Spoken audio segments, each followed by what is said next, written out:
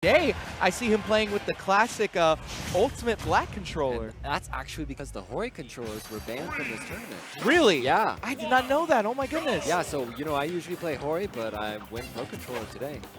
All right, we're going to get... Ooh. Okay, it looks like we have yet another pudding, our Jigglypuff. Yeah, and the unfortunate thing about Pudding and Puff is that a bit of the stigma from Smash 4 has followed her in this game. People don't really play her, but she is so good. She has excellent movement in the air in this game. Oh. The big thing that's going to be for k-taro is he's going to have to find his way to get in right now, because I see Pega already adapting. Every time that k-taro is going in with these fairs, you know, Pega's throwing him either a fair or forward tilt of his own, challenging it. So k-taro is going to have to find a different way around. I think he was right there when he's trying to do a cross-up back air, but here we go, the back throw, keeping him off, trying to get him off stage. That was very interesting ledge pressure coming out from k-taro.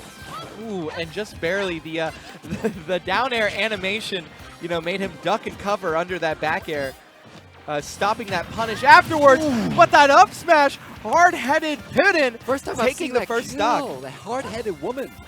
Yeah, it's definitely going to have to watch it. I mean, it seems like Pega is having a little bit of trouble spacing out the attacks. But there we can see the adaptation coming in hot. Yep. Let's see if he's able to pull it off in the end. Almost got a shield broke there. That would have been so spicy. Almost like a rest punish, you know, just a stock for a stock right there. Already starting back at 0%. And again, k-taro at the higher percent. But let's see if he adapts again to change things up against Pega. Doing this roll, you know, there's so many options out of shield now that we have that are much easier to do, but opting to roll there, you know, you kind of get that, what's the word, like those nerves. You know, when you get up on this stage, and so you kind of, k-taro mess up, you know. Had a really hard time getting back. They were out of jumps, and now they're back on stage playing their advantage. I am liking this k-taro Puff. You can see that k-taro there will actually just sit underneath the platform and using that space there to find the right timing to go in, because he knows that Pega will go in. So here's the thing, going back to another Lucina player here, another Japanese Lucina player here, Etsuji. Ever since a while back, 2 months ago, when I saw him do an uppy out of shield consistently against his, I forget the opponent, but ever since then, I've seen more and more Lucinas doing that uppy out of shield, and that worked for in Pega's favor that time. So you talking about the one versus Yamayon? I think so. I remember that set. We were commentating that. Yeah. That was a beautiful set. Yeah, just consistently I've seen way more. Oh, no. Oh, he had the roll read too, but he just doesn't get there in time. But yeah, much more uppy out of shield. So maybe we'll see this more from Pega, but going for the shield breaker. Yeah. Trying to force an option there. Very interesting that k-taro here doesn't really go into the air. Doesn't want to challenge Lucina in the air. Doesn't want to challenge Pega in the air. Opts to just kind of do dash attacks, stay on the ground, stay underneath that platform. And again, unfortunately, misses that punish. You really needed that. No, but exactly just a little bit. What you were saying, Kodoken, like he started out the game, first stock, did a lot of aerials and got bodied for it. Now he's doing a lot more boxing style. Yeah, and that's the thing is that as you were saying, he's not going for these aerials. There was a perfect offstage situation where he could have forward air Pega off stage, and he chose not to. Instead, he drifted back and let Pega back on, and because of that, you know, he tacked on 87% before that stock went away. All right. And another thing, he's missing these follow-ups. When he has these reads. He had all those reads on the platform, but he just wasn't hitting them. That was a very interesting set because you think Puff Lucina, you think two very like nickel and dime hit for hit kind of characters, but that was a very dynamic, explosive match. Especially with that down air up smash coming out from Pega in stock number 1, and he was actively going for that again. I want to see more of that. And so game 1 going to Pega, and again, that was another up air kill. Yeah. Just catching him, you know, since k-taro wasn't coming down with the down air, it was just free. Anytime that, you know, k-taro was above his head, he was just able to freely up air him. That was good 2 stocks. Trying to land against Lucina is kind of a toughie in this matchup. Okay, let's see where they decide to go next. Looks like I bet you that Puff k-taro definitely probably wants to go to, probably wants to go to Battlefield. Loving those platforms, trying to stay as far away from the... But like open space as possible. That, you I know, saw that's Town and City. That's exactly what I would think too. Town and City's pretty good. It's like one of the bigger stages in this game, right? Second biggest? I think so. The biggest is Pokemon Stadium 2.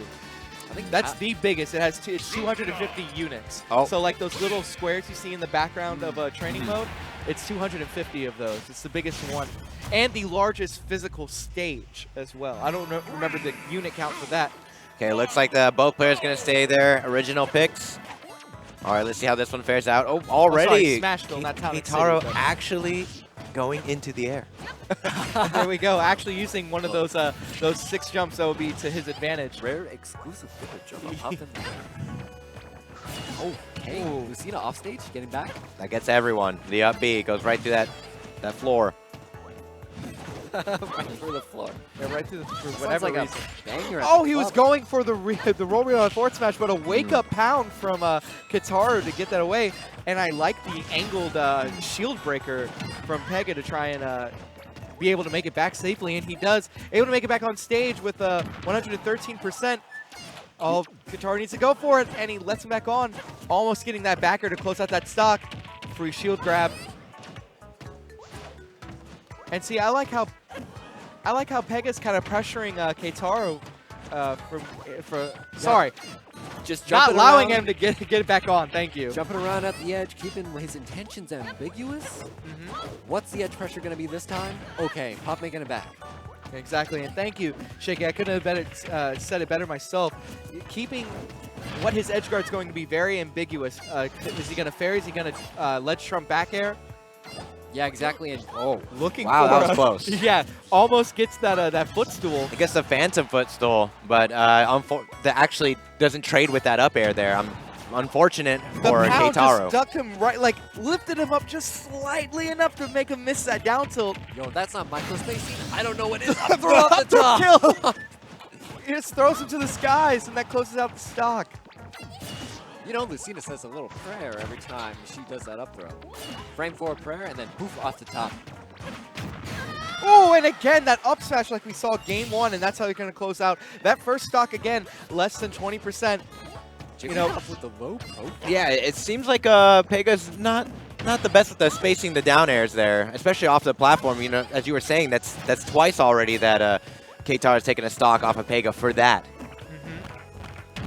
Yeah, but the risk reward is so high if he gets that down there. He might get a smash off of it. So he's going for it. Okay. And again, another uppy out of shield that actually almost killed, too. If he's able to do it one more time, he's going to go ahead and take the stock. Exactly.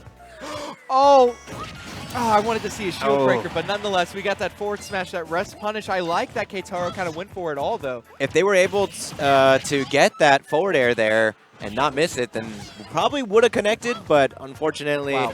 that muscle memory probably betraying him in that situation. Pega really keeping k-taro at bay right now. Attacking on 72%, not letting him get back on stage. He's been at 47% for almost a minute now, and as I say, he gets dash attacked. But nonetheless, goes into the magnifying glass, comes back up, and now him off stage, but he challenges it. No tech. All right. That brings it back ridiculous safe. air dodge. Yeah, that was a very antsy situation there off stage. k-taro just wants to put the stock out there. Get rid of at least one stock. Interesting down air coming out from the off stage again. Okay, reading the tech. Going deep. Oh, missed it. Oh, well, Wow. at least the Didn't air matter. dodge there. We take those. But Yeah. see, that's the thing. At least he pressured him for it, you know? At least this time he actually went off stage and pressured him. And that's what that's what he needs to do. Yo, that pound hitbox is just so edgy. It's so jank, and that's another uppy out of shield like you were saying earlier, Ken. Ken, you called that one. Yeah. Closing it Pega out. ready. Pega ready for it. But you're right, that side beat, the pound hitbox, that is deceptive. It is Super. huge. It's and always been deceptive. It's like Yeah. Ocean's 11 deceptive. I and like it stays out there for so long.